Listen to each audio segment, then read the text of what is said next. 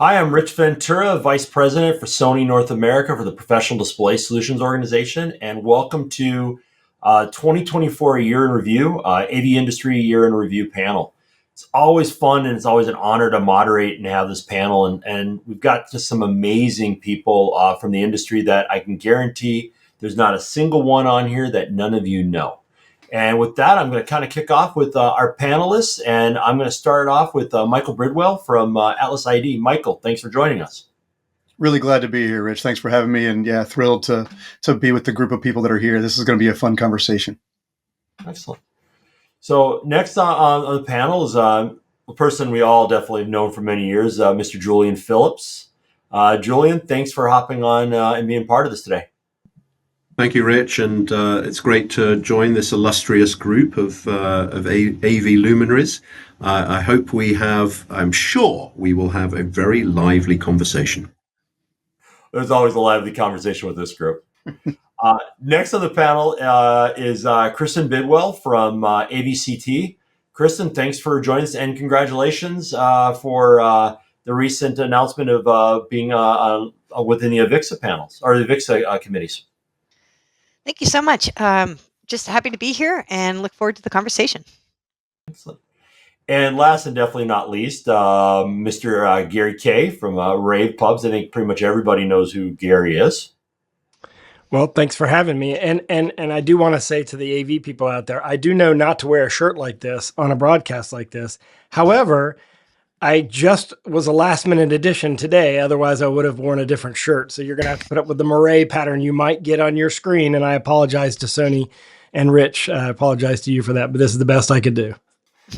Hey, at least you didn't show up in a North Carolina football jersey or something. Yeah, that wouldn't have done me any good. That would get me nowhere.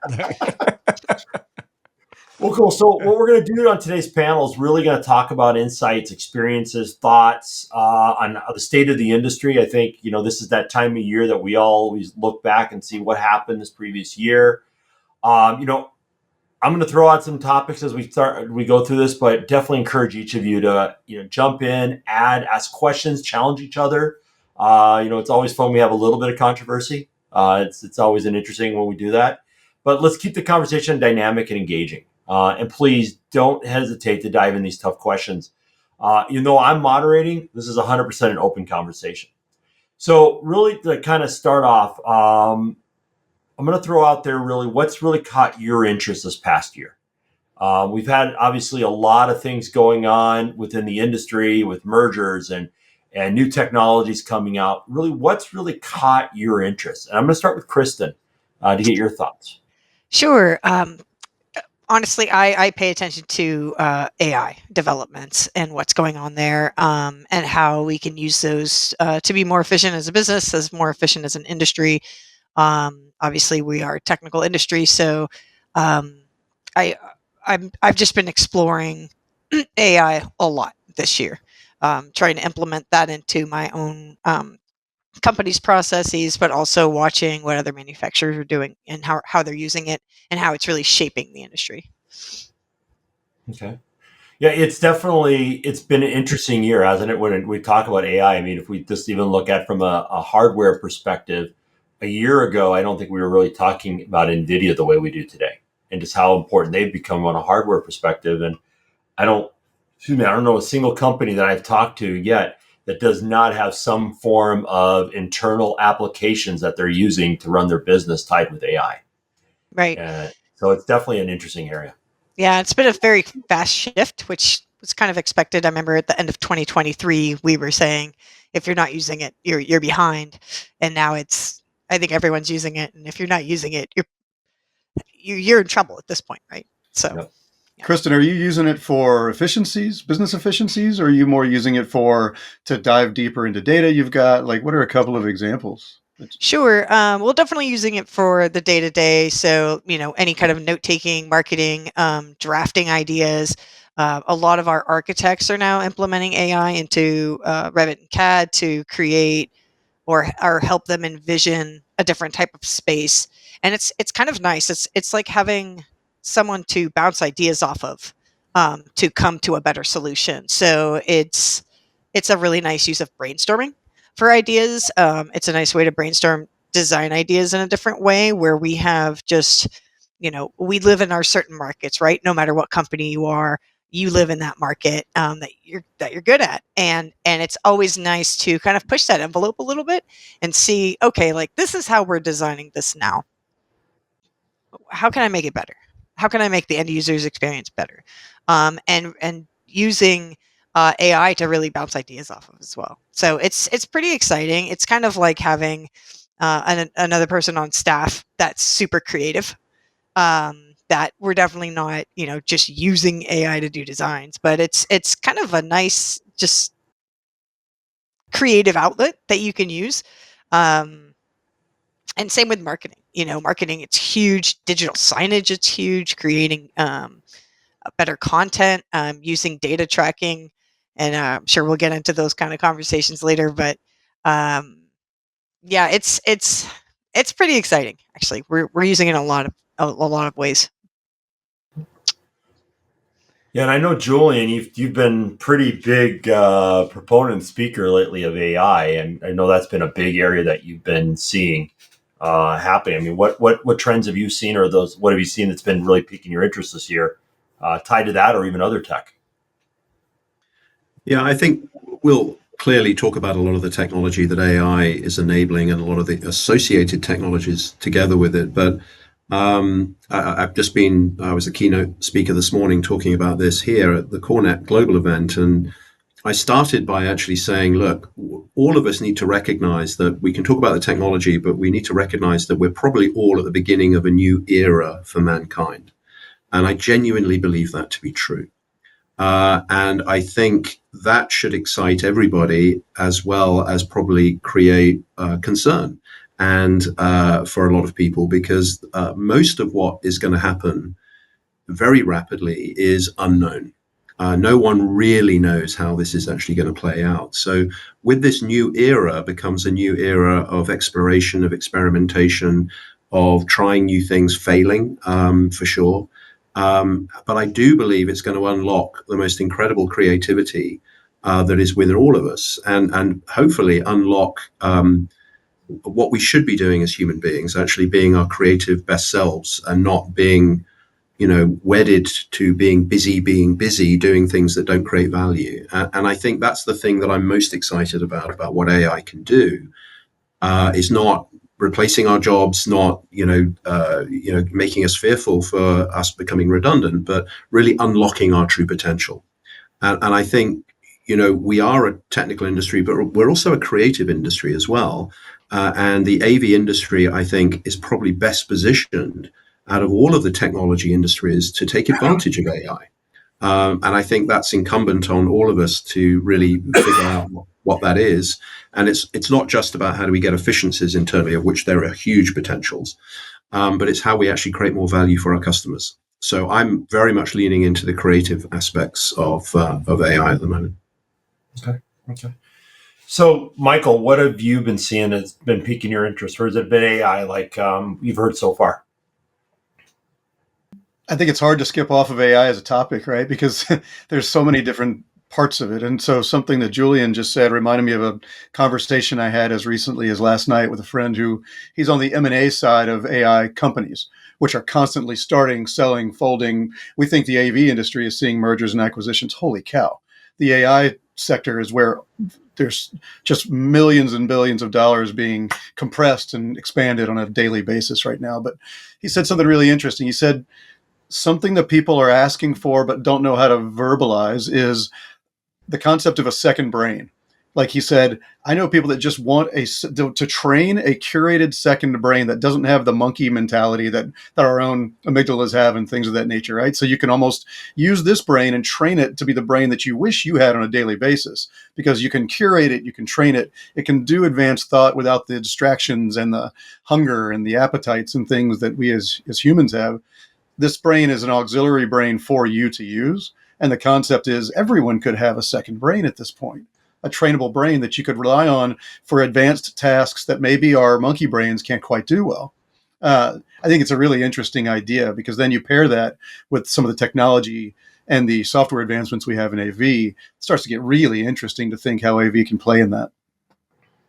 Yeah, what's interesting is I was in a conversation, it was about a week or two ago, and we were actually talking. I was talking with a strategist because I was looking at some things that I'm doing within my org. And the first thing he said is every one of your departments, every one of your teams needs to have an AI strategy of how they can utilize it to offload work. And that's kind of scary to think about at first because you're thinking, well, does that mean I got to reduce my organization and personnel and not ask for all the people I need? But his answer back was it's all about efficiencies and being able to deliver more. And we look at how our organizations are structured today. I think we're being asked to do more and more every day by our customers and our own internal stakeholders. That I agree with you. I think it's that extra brain that none of us really think about that we can be utilizing as a tool. So it's definitely an area that we have to think about. Yeah, there's efficiencies and there's deep work, right? So it's both. Yeah. Like Julian made that inference that it's not just about efficiencies, it's about there's deep work to be done as well that we could do in a somewhat augmented way. I think that's interesting. Yeah, I've actually seen an AV integrator who shared with me that they're doing their coding that way now by using AI. So they're doing their programming for Crestron and AMX and those things that way. And I found it very interesting. And of course, I said, how are you doing proofing it? Are you finding errors and things like that? And they said, it's getting better and better every time they're using it. So yeah, it's definitely allowing a lot of new things. Gary, with your role, obviously from the rave side, but also you're a professor at UNC, and so you're kind of seeing a lot of different things that are piquing your interest. I know AI is probably all over the campus for many things. What things are you seeing, or have you seen this past year? Yeah, I mean, I think like Michael said, you can't say what happened big in 2024 without mentioning AI. I would disagree with Julian. It will eliminate quite a few jobs. I think we'll see probably somewhere between 20 and 25% reduction of jobs in our industry over the course of the next year and a half at the most. And I don't know necessarily they'll get rid of those people. Those jobs will go away, and so those people have to be reassigned to, like using your philosophy, Rich, reassigned to doing other tasks. And it could be as simple as, you have the ability to duplicate previously designed jobs and then modify them with someone who doesn't have to have the intellect and experience that Kristen has, as an example, to be able to take her previous projects and scale them quite rapidly. Programming, absolutely. That by the end of next year, that'll be completely automated, completely. And I think, so I do think AI, I think you should watch out for AI, because I think if you're in a job that is sort of like task oriented, that's the same task over and over and over, you should be using AI to do that. And so therefore, I love Michael's friend's analogy of the second brain. From the campus standpoint, I've been requiring my students to use AI for every project for over a year and a half, for the purpose of them seeing what they can and can't do. And sometimes I set them up. I'll actually use it and get it to hallucinate, and then sign the project where it's hallucinating and see if they can figure out what is real and what is not. Because the big thing about AI, specifically the consumer AI that we are talking about, is your ability to prompt it correctly and then be able to discern the difference between truth and stuff that's just made up. And I think that's why I think I agree with Kristen heavily that you should be using it heavily and ingrained in lots of different ways, because you have to figure out sort of like where it can help you. But the best place is right now, I think, is that sort of collaborating with yourself. Some of us are introverts, and this is a way for you to have a friend that you can collaborate with, and you can just start asking it questions and it'll give you some ideas, especially if you know design thinking. It's really good at following the rules of design thinking, especially Claude AI, I think, is the best for design thinking following. But even if you don't, if you just start brainstorming with it, you'll have some really cool ideas from it. So I don't think you can deny AI as a big factor, but I would like to point out one other thing, Rich, that's changing the subject a little bit.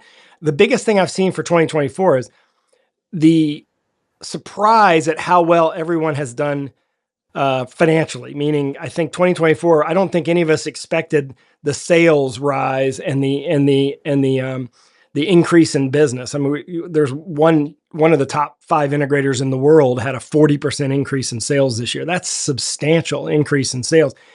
And so that's, I think that surprised her, but I think all of us were going in the year thinking there was going to be worse inflation or recession. So I don't think you could sort of look back past that and not say that was a surprise for everybody. And it actually helped steer our industry in a lot of new ways, I think. Yeah, no, it definitely has been an interesting year. And I think you kind of jump to that next piece of it is, what are those surprises? And I think definitely the business conditions, I think, was a surprise for all of us, a pleasant surprise for once instead of a negative. Julian, what else have you guys seen? I mean, with especially given AVI-SPL's global reach and everything you're doing, what have you seen that's really surprised you about this year? You kind of seeing the same thing, or are you seeing anything else from a technology perspective? I concur with the sales growth and the opportunity that's out there. As you probably know, I created XGG less than 3 years ago, and it's already quadrupled in size, and is a fairly significant portion of our business now globally. And that tells me something, is that it's not necessarily the traditional approach that is winning out. It's changing the game, having a different conversation about how you create value for our customers, bringing the architectural world together with the content world, together with the technology world. So coming back to the Avixa story, that whole sort of bringing those elements together to create exceptional experiences. I think customers are buying into that now. And they're beginning to understand that it's a very different design approach to the way that we did that linear design historically, and that we need to behave very differently in the way that we bring solutions to market. So that's been encouraging, and I'm very grateful for that. I think as far as what I foresee for 2025, I think we've actually, despite reasonably strong growth, I think we're seeing a lot of potential for organizations that have not fully deployed what they planned to deploy maybe 2 or 3 years ago, with the uncertainties of return to office and the uncertainties of hybrid work. I think we're starting to see patterns of behavior now in the corporate real estate and workplace services market, where people are just basically saying, we just have to now make decisions and move on. And so there has been a little bit of restraint, and I don't think that's survivable anymore. So I'm predicting a really strong 2025. And I think as AV industry, we need to be prepared for that. We also need to ensure that we are geared up to do that. So coming back to the point about employment, the reason I'm bullish about the fact that we're not going to have people losing their jobs, we just can't hire enough talent at the moment to be able to get the work done that's on the books right now. So the reason why we have to use technologies like AI is because we have to improve productivity, not because we want to replace people. It's because we have so many more tasks that need to get done, and we just can't find enough qualified people to do it. So that's actually one of the key drivers, I think, is that we've got to stop our people from doing redundant, cognitive, repetitive tasks, and we've got to get them focused on creating value. And AI will help, but I predict we are actually going to grow our workforce, not shrink it as a result. Yeah, I agree with you. I didn't mean that we were shrinking our workforce. I was saying that 25% of those jobs that exist today are going to go away because of AI and automation. But they'll, as I said, they'll be reassigned and kind of promoted in a way, because sometimes if you think about your normal daily life, especially when I talk to integrators, their daily life, 50% of what they're doing is stuff that is redundant, boring stuff they really don't want to do. And as you said, Julian, you hit it perfectly. The creative stuff, we're not able to release our creativity when we still have to fill out the documentation and bind it together and give it to the client, and then go through the training process, which could all be eliminated or accelerated, I should say. And then that person can be more creative. That's the thing that's exciting about this. It is. And I talk about what I call the 90-10 switch, which is the contention that 90% of what we do as organizations, and in any industry, not just AV, is basically maintaining the status quo through repetitive tasks. And only 10% in creating value there. And we need to invert it. We need to have a 10-90 model, where automation, AI, workflow can handle all of that repetitive stuff, so that unlocks our potential for the creative side. But the question for all of us, and this is the big thing, are we ready for that? Because are we organizationally ready and culturally ready to enable our people to be that creative, and giving them the freedom and the support to be able to make mistakes and experiment and be able to try new things? So this isn't just a technology conversation. We've got to start looking at our business models. We've got to start looking at our organizational design and the way we think about business culture as well. Yep. Yeah, and I think you just hit it dead on, Julian. It's a cultural thing as well as a personnel and talent, right? I mean, culturally, are we ready to have machines and software and applications doing that work for us where we're normally used to doing it? And I was actually with I was traveling a couple weeks ago. We were talking with an executive, and I was with another manufacturer, and the manufacturer said they're even testing right now where they're creating podcasts with AI. So they're putting the parameters on it, and the podcast is actually creating a male and a female voice, and they're hosting a 30-minute podcast.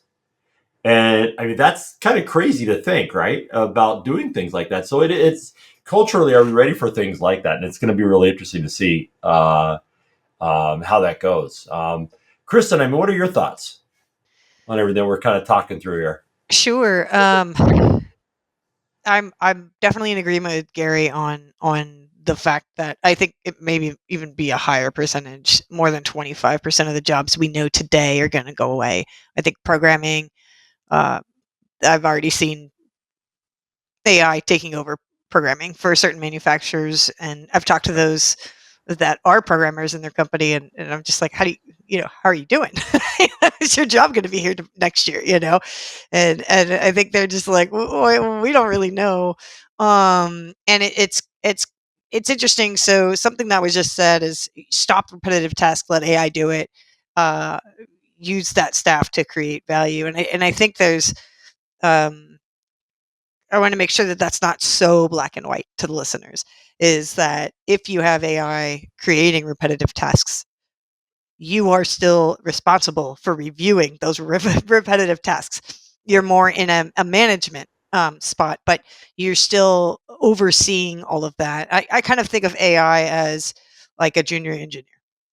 Even if it becomes smarter than me, I still think of it as a junior engineer. That it's a machine that we've trained that it can do these things, but it still has to go through a QC process. It still has to go through a project consultant or whoever's on your team reviewing those things.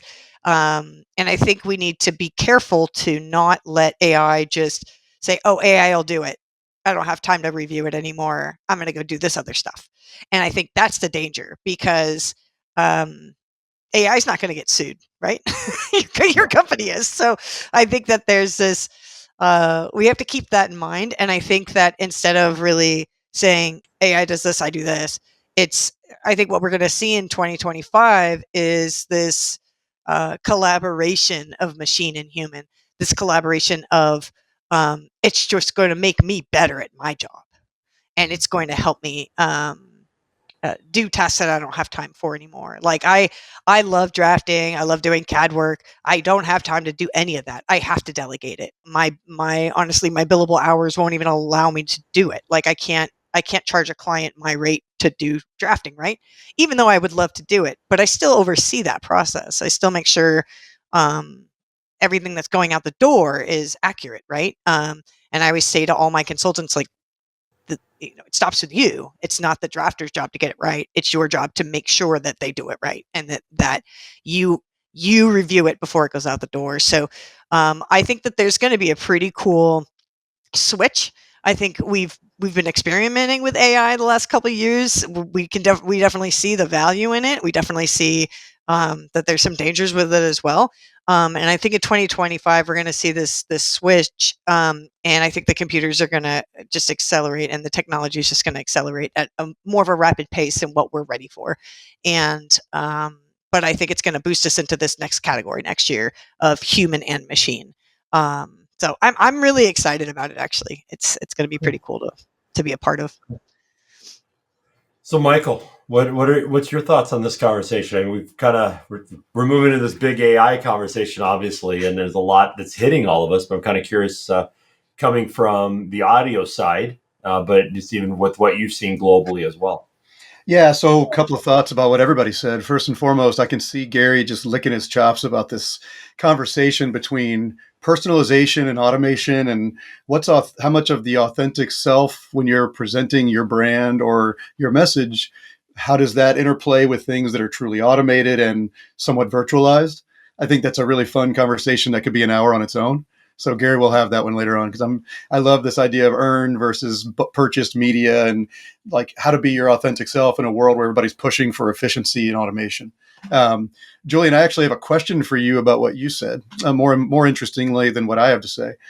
It is my perception that the experiential, fully realized experiences, the main thing holding those things back oftentimes is the user's desire or willingness to say yes to the budget that takes a room that could have 4 speakers, an amp, and a TV on a wall, and take that to 20 speakers that are all hidden with a massive LED, one wall being an entire LED interface and immersive sound. The budget is obviously very different. When you feel optimistic, and you're obviously tied to XDG, which I find very close to my heart. Your optimism makes me feel like the budget conversation is getting easier. Is that true? I think it's getting easier because we're approaching it from a different angle now. If I mentioned this linear design process, when the AV guy gets in the room right at the very end of the process, it's very difficult to create value and actually create a business case to do something different from what other people have already decided. And often that value creation process gets disrupted and you end up in a value engineering exercise, because it's like, well, we only thought we needed $1 million worth of AV for this because we had other priorities for where the money was going to go. When you get the chance, and the whole XTG business model is effectively predicated on us getting into the room early, in many cases 2-3 years before the project actually goes live. And when you have the opportunity to start building that, and you're talking with the architect, the designers, the experience design agency, the content creators, the brand agencies, you get the chance to actually demonstrate how the technology is going to create experience, curate value, deliver results. And the budget to that end takes care of itself, because the only reason budgets get restricted is because people don't see the potential of what the technology can actually do. And so we are finding that experiential projects, the size of the projects is getting larger, the monetary value is getting bigger, but only because we get the chance to create the value early on in the process, and the money is then found. It's very difficult to find money when you're coming in with a few months left in the process. So I think it is all about changing the game. But I never worry about where the money's going to come from if we get early into the process. Cool. So we've talked a lot about AI, and we know it's impacting a lot of what we're doing. I kind of want to take a little bit of a shift over to the right and talking about applications. And obviously, AI is touching this, but other things are touching it. Last 2 years, we've seen so much focus around things like MTRs and Zoom rooms and stuff like that. And Julian, you even made a comment too about the return to the office. Really, how do we see collaboration evolving? And how do we see this whole UCC space evolving as a whole? Maybe I'll start with you, Kristen, and get kind of your thoughts. And we're going to kind of walk it from the consultant to the integrator to the manufacturer of how you guys are seeing this. Sure. I think there hasn't been a huge shift in our designs. I think something that was stated earlier is that corporations are really defining their requirements for their team, right? Are we hybrid? Are we in person? Are we remote? And I think finally those decisions are actually being made, and those cultures are being reshaped to whatever that company feels they should be doing. We are still seeing small meeting rooms, small huddle spaces. We're still seeing large all hand spaces that offer remote participation. That technology, at least on our projects, in every market that we're working in.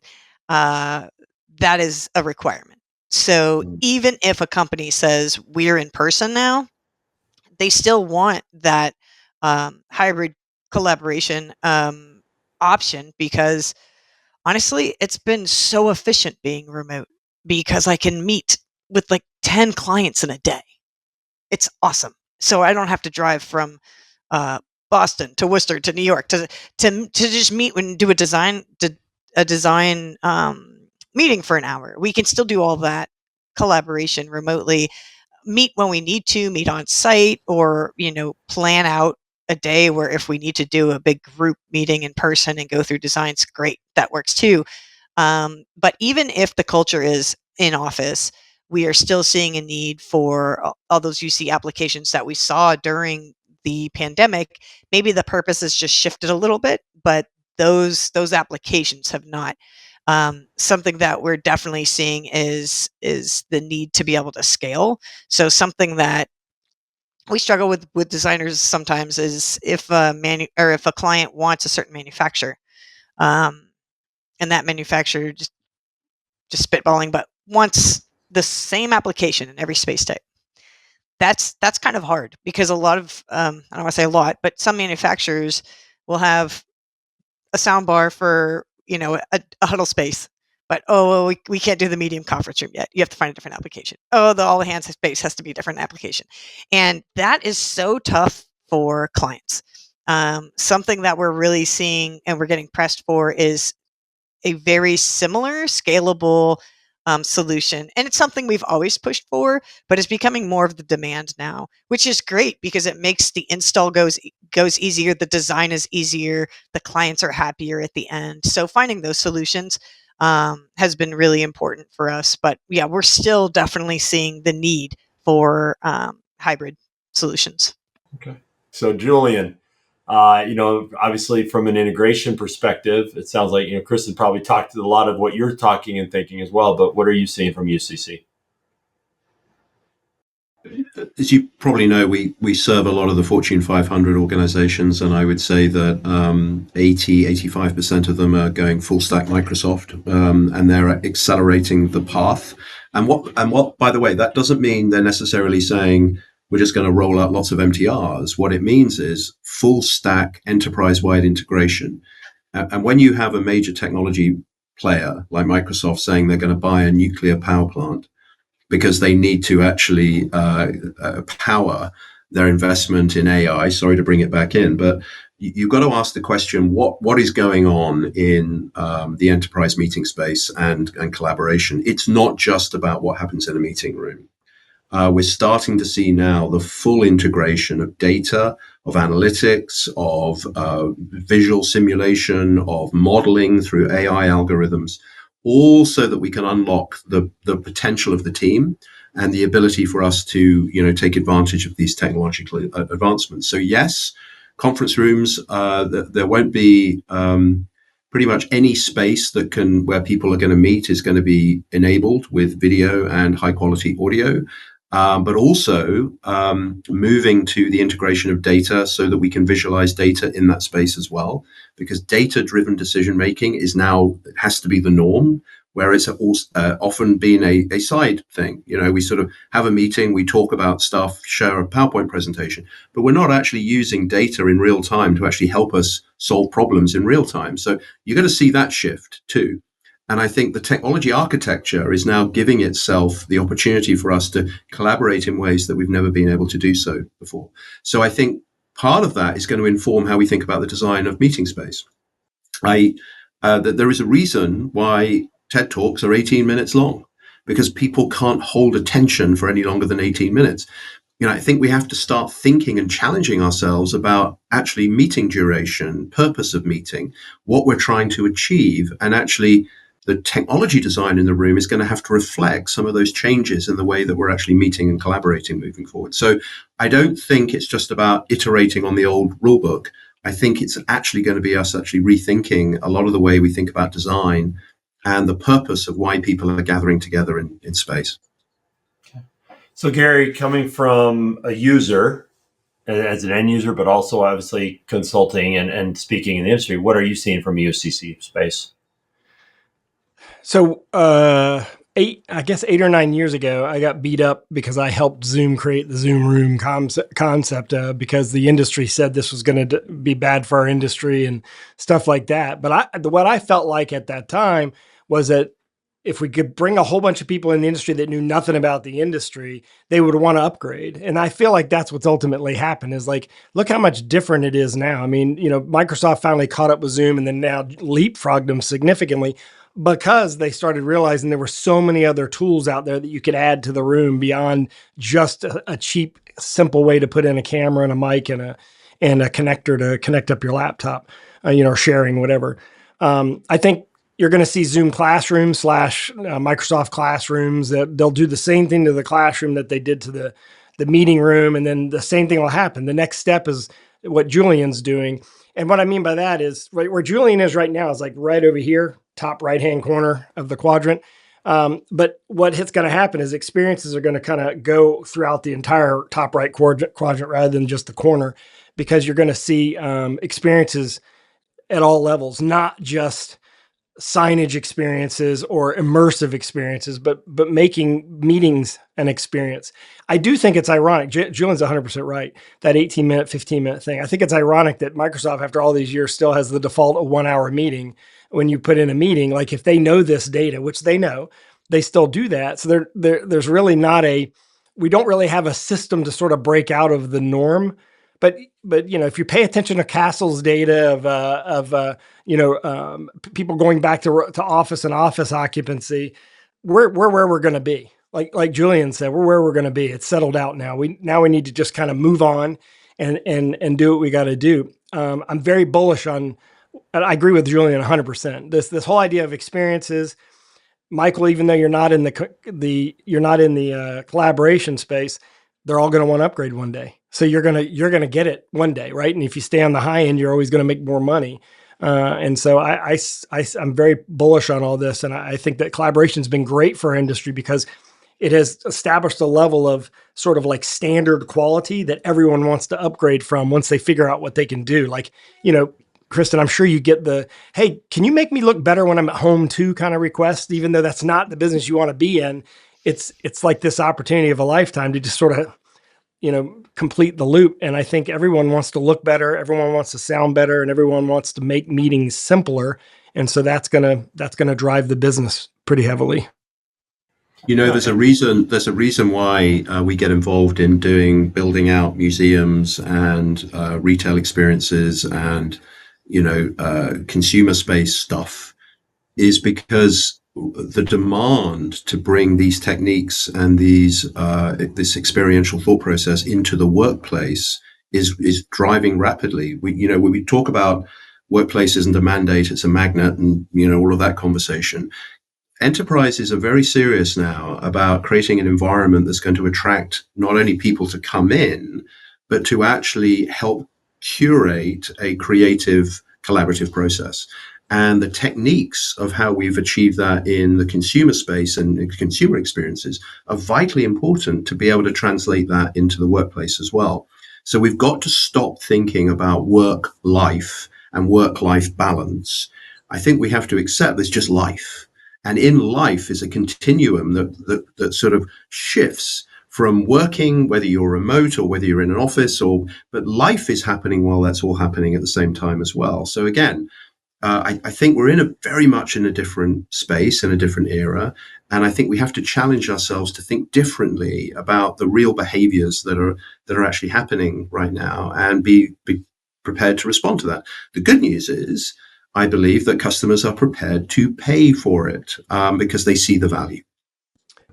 I'd like to say one thing about that, because I think Julian would probably agree with me on this, but if you just Google Adobe's San Jose headquarters and just read about the concept of how they designed that and built it and what it has become, that is the bellwether for like the future of all office spaces, to keep people in the office, keep people collaborating, but also still accommodate the ones that want to work from anywhere. So that'd be kind of a good example. I see you shaking your head, Julian, but I feel like that's the way to go. Yeah, I was nodding my head. I don't know whether it was going side by side, but I was nodding in agreement with you, Gary. And I think,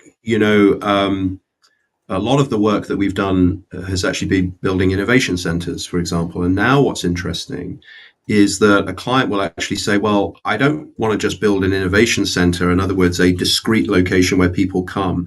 I want my whole office environment to be an experience and an innovation center, because we need our people to experience what it is we're trying to communicate with our customers about the future and all the rest of it. So again, it comes back to this continuum. We're no longer just dividing spaces into just single purpose. We have to carry our brand and our messaging and our whole essence of who we are as organizations through everything that we do.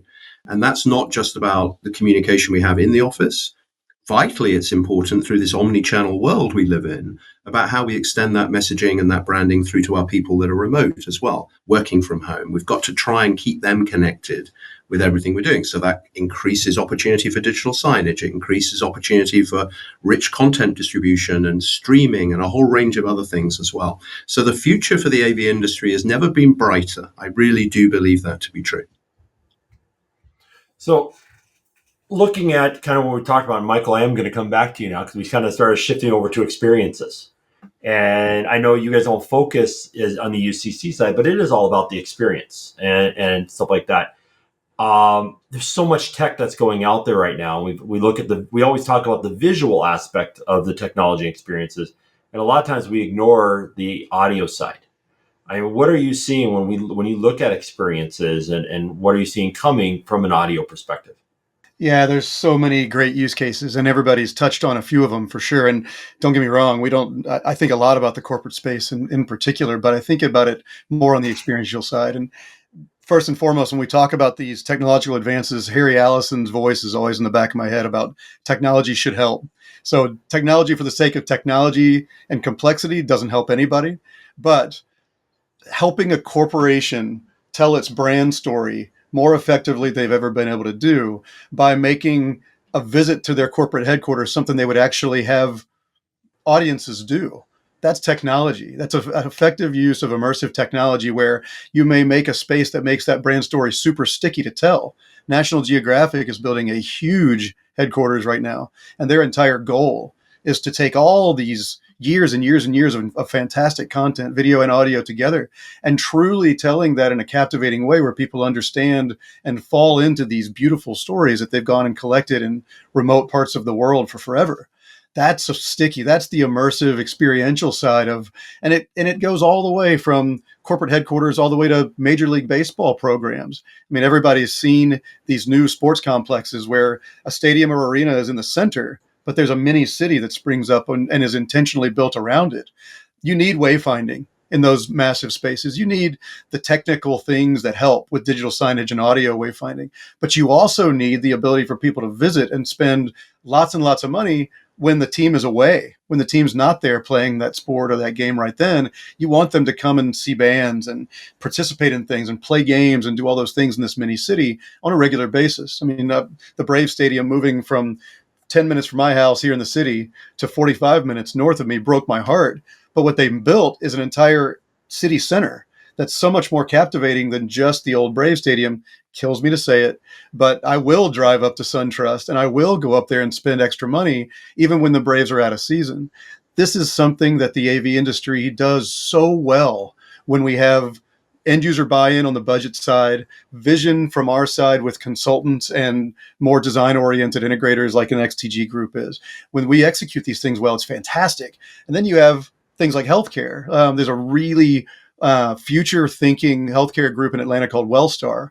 Well, they did a pilot program of one immersive room that was basically intended to be a fully immersive audio and video experience. So there's specifically selected tone and content.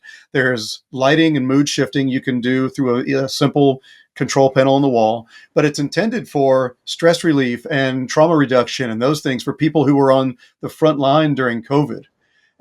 They did one room. They, I think, have scaled that now to 20 rooms across the Wellstar infrastructure, multiple buildings. So it's just another way that technology can help. And this immersive side helps them reach people, helps them achieve that goal so much better than just a traditional look at it. Just a couple of examples. No, and I think it's great. I think everything we've been talking about, I know we spent a lot of time talking about AI, but everything is tied to experiences. I think everything we've talked about is how you're experiencing and how AV is driving that. And, last few minutes we have one area that has been a pretty big topic in this industry has been around sustainability. And, historically, when we first started talking about sustainability, we heard it really being, oh, Europe is pushing for this. But what about the US? And what people are realizing, the US is actually pushing it too, maybe a little slower than Europe has, but I think we've seen such a globalization of this message now. And, I'm going to start with you, Julian, because I know this is something that's pretty near and dear to your heart as well. How have we been doing as an industry, and what can we do more of? I think we've done pretty poorly, quite frankly. I think we've got a long way to go. We've just published our first global ESG report at AVISPL. We hired a consulting firm to come and help us to do that, and I think we got reasonable marks for making effort, but it also highlighted we've still got a long way to go, and I think the industry does. In fact, interestingly, Kelly Boostman, who many of you might know, is basically now our new senior vice president for ESG. So she's dedicated now to that function. So we're taking it seriously, but I think the whole industry needs to have a little bit of a rethink about what matters with sustainability. I have a particular take on it, which is similar to the 90-10 thing that I'm talking about. I think we're very wasteful. I think when we really start to understand, it's not about recycling stuff necessarily, although that does have impact. It's about us stopping things that don't create value, and putting more of our energy and focus on stuff that does. And I think when we start to highlight the waste that we have, not just in packaging and all of those other things, but also how we ship stuff around. I mean, there's way too much redundancy in the system around supply chain and logistics in AV. So we've got to have a long, hard think about how we organize ourselves, how we look at the efficiencies that we need to drive in the business, and that in turn will drive out waste that will contribute far greater to the sustainability angle than some of the tick box things that we are required to do. So, but yeah, I'm very hopeful because I do believe that it's important, and I believe that most of the industry is starting to make progress, but we've still got a long way to go. Yeah. So, Kristen, what are your thoughts on what you've seen? Sure. I agree. We are far behind. So I serve as the co-chair for the Sustainability Best Practices Advisory Group for AVIXA, and I've been a part of that for a couple of years, which has been phenomenal. We have just such a great committee looking at ways to create best practices for the industry. The fact that there aren't best practices in place right now is shows you how far behind we are. So we are working on creating those. But I think, this was something that was brought up in our industry 20, 30 years ago. I know some manufacturers that really implement sustainability, and back then even, but it's taken till now, really. And I think it did take uh, policy to be put in place into Europe to really get it going because, you know, we are, for the majority of the industry, we are for profit industry, and whatever's making money is what a company is going to do. And now, if you are a large manufacturer and you want to sell your products in the EU, you have to abide by their laws, and you have to prove through an ESG report that you are doing that, and through other reports that you're doing that, or you can't sell your product. And it really, I think it takes um, that change to implement these changes, and then you can see.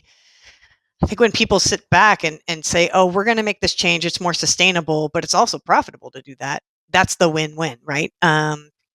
So we look at that, and it's just how do we make more profit, but we're more sustainable. It's better for the people at our company because sustainability isn't just recycling and products. It's how do you become sustainable as a company? How are you growing your culture? How are you um, and helping the world in the same way? So there's a lot to it. But I think I'm very excited that people are finally talking about it. I grew up outside of San Francisco, so we were, I got screamed at if I didn't recycle my cans and stuff when I was a kid. And I've always been very passionate about um, uh, sustainable initiatives in general, and just grew up. My parents were amazing and very forward thinking in that respect. Um, but I think, yeah, we're behind, but I'm really glad that people are taking initiatives, whether it's because they're forced to because they want to sell products in Europe or not. My company's based out of the Northeast. We are seeing a lot of higher education facilities and government projects requiring um, that we specify products that are more sustainable. We have to prove that through reports. They also are curious on who we're hiring, or who's on our bid list, right? What what integrators have sustainable practices in place and what don't, and who doesn't, and we're finding ways in our spec to implement that and say, you know what, you have to hit X, Y, and Z to be on this project. And so we're seeing that shift because the clients are demanding it. As a consultant, I always bring up sustainability at the beginning of my projects. And I just ask, is there sustainable practices in place? Would you like us to do this? And I always get a resounding yes. Oh my gosh, we can't believe you do that. And it has a trickle effect. So I think the more that happens, the more the industry is going to catch on. But I think as far as in the United States, we are far behind Europe. And I think that parts of the United States are definitely forward thinking on those topics and some are not. I still talk to clients who don't think global warming is a thing. So it's just, we're all over the map in the States, which is kind of crazy, but politics aside, I'm very glad to see it being a conversation. I'm really happy to see companies taking the initiative to get their ESG reports, to make changes within their company, and then some companies, unfortunately, I just see, okay, what box do I have to check off to be on your project, or to be on your bid list, and that's just it's kind of disgusting to me. It's just like, you should really actually care about this. But yeah, we're behind, but at least there's momentum now. So, Gary, what are your thoughts? I know we've talked a lot about some of the organizations like SAVE and what Avix has been doing and how we as manufacturers, but I'm kind of curious your thoughts. I'm happy with what the EU is doing, because now I have one connector for all my Apple devices. So selfishly, I love this from that standpoint, from a practical application standpoint. And I know it sounds crazy, but I think, more power to them. I think it's interesting that you have a big, I don't want to mention names, but a very, very, very, very big manufacturer has one person assigned to this in the entire organization. That tells you, how important it is to the organization. I think you have to have a team of people who are looking at this both directions. Forward, like, how do we become more sustainable? But backwards, all the suppliers that are supplying to you, which ones are and which ones aren't, and how are they getting their supplies from their raw component suppliers? Like Christie Digital is a good example of that. They can tell you exactly from all the way at the very beginning, each raw component, where it comes from, how sustainable it is, all the way through to final production. And very few manufacturers can actually do that, because that's a complicated process. And I think what Kristen is saying is that you almost have to be that dedicated.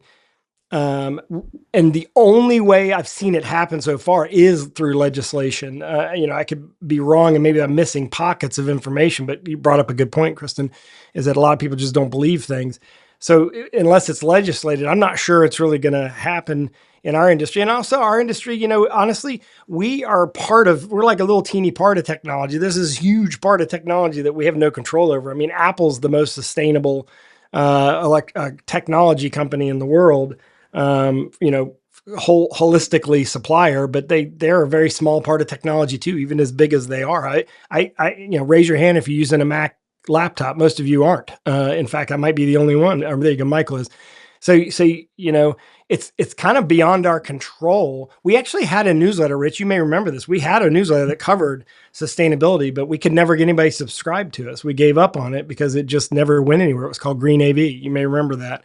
And so we'd love to see it happen, and we'd love to see it accelerated.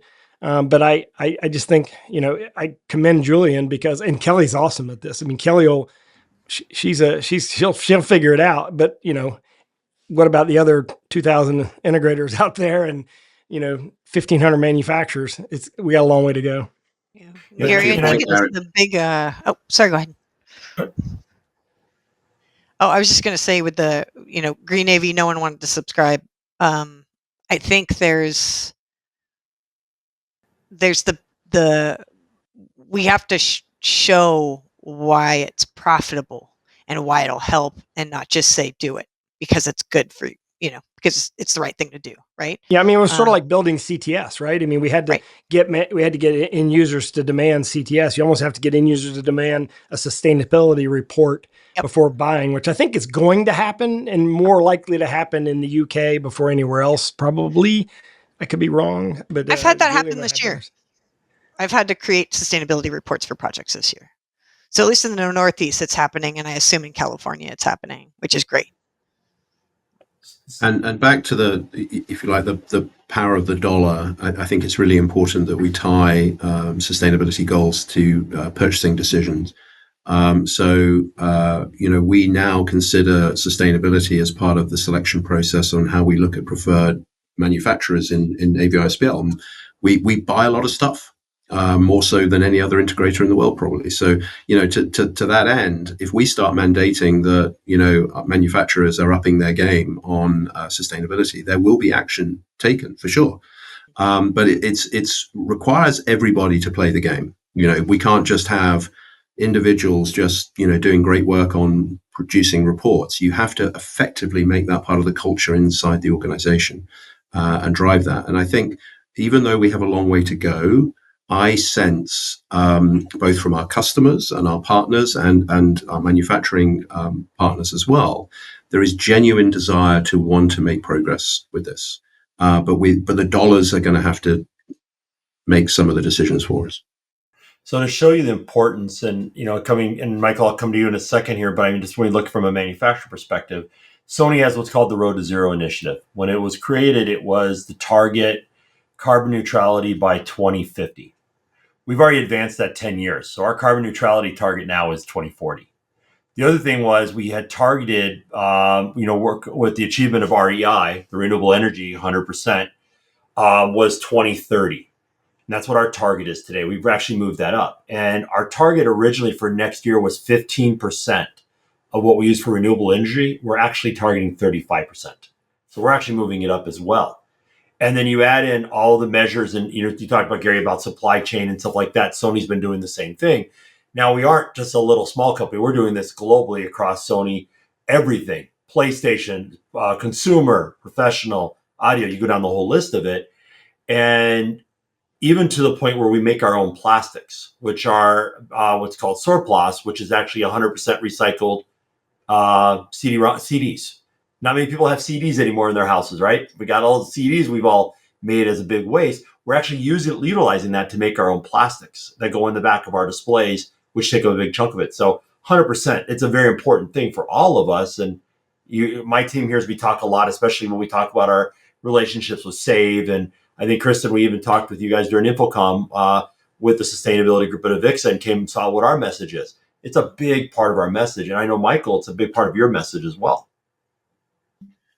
I think most importantly is everybody on the call is right. The manufacturers will certainly follow suit where people say, hey, you need to come with us on this journey. So, I work for Atlas, a 90-year-old company. We make over 60% of our products here in the US. So we control our destiny and exactly how things are packed and sourced on over 60% of a massive SKU list.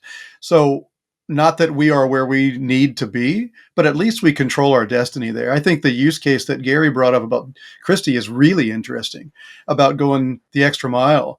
And as an audio manufacturer, we also source things that are outside the US, but to know every link in the chain and be able to apply pressure and force from a manufacturer that is say it's a factory, say we're 80% of a factory's yield, we can apply force at that point. Even if we're not making the product directly, we can do those things. We have that ability. So I think I think the conversation that started here, and Rich, it's very, it's invigorating to hear what Sony's doing as well. I think the conversation just needs to continue, and manufacturers can certainly get focused on the dollar. So continue to bring that to your preferred manufacturers and make everybody better.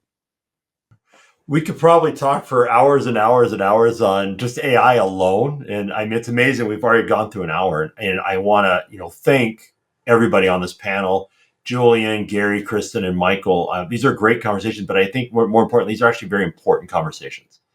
And I do highly recommend those who are listening to this, reach out to these individuals. There's a lot of people in this industry who are trying to help drive the industry differently and are seeing this. And these are four great leaders in our organization. So I want to thank each one of you again for joining us. And we'll be continuing to do these conversations. And I do want to make sure we do continue these conversations because every one of them is important for our future. So thank you again and have a great day. Thank you, Rich. Thank you, everybody. Thanks, guys.